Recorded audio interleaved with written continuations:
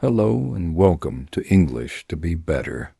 Today I've got a story for you about solving problems with a smart idea. It's called The Crow and the Pitcher by Aesop, a writer from long ago who told great tales. Have you ever felt stuck, like there's no way out of a tough spot? This story might show you how to think differently and find a solution. Let's dive in. Once upon a time, in a dry, dusty field, there was a crow. He was a big black bird with shiny feathers, a sharp beak, and clever eyes that noticed everything. It was the middle of summer, and the sun was burning hot.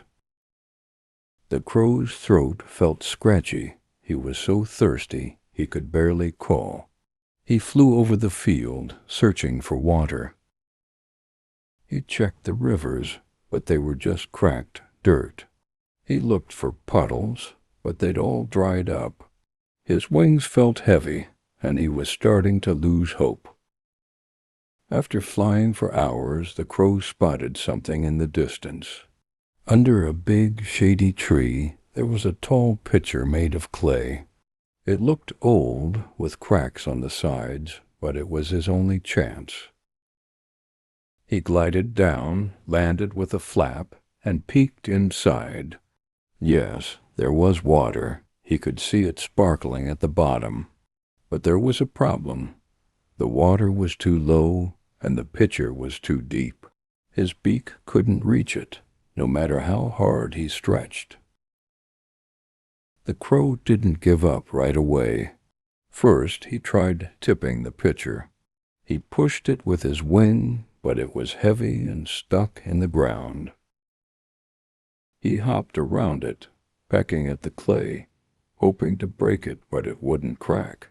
He stuck his head inside, stretching his neck as far as he could, but the neck of the pitcher was narrow, and the water stayed out of reach. He stepped back, feathers ruffled, and let out a loud, angry call. "This isn't fair," he thought. "I need that water." Most birds would fly away, defeated. But this crow was different. He sat on a branch nearby, staring at the pitcher, his mind racing. He looked around the field dry grass, a few twigs, and then small stones. They were scattered everywhere, round and smooth from the wind. Suddenly, an idea hit him. He flew down, picked up one stone with his beak, and dropped it into the pitcher plank. The water moved up a tiny bit. He tilted his head, watching closely. The crow grabbed another stone plank. The water rose again, just a little more. His heart beat faster. This could work, he thought. He flew back and forth, picking up stones one by one. Plink, plink, plink, they fell into the pitcher, piling up at the bottom. Each stone made the water climb higher. It wasn't fast, and his wings got tired, but he kept going 5 stones, 10, 20. The field got quieter as he worked, and the sun started to set, turning the sky orange. Finally, after a long time, the water reached the top. The crow leaned over, dipped his beak in, and drank cool, fresh water running down his dry throat.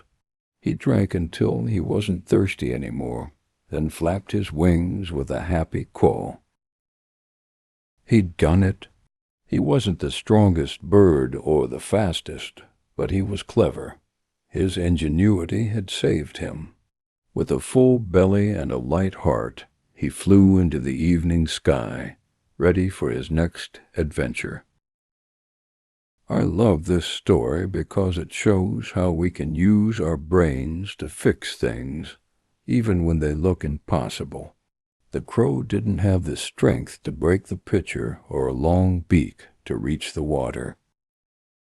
He had a problem, but he didn't panic. He thought about it and found a way.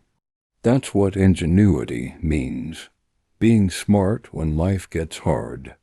We all face tough moments like that low water, but this crow teaches us there's usually an answer if we look around and try.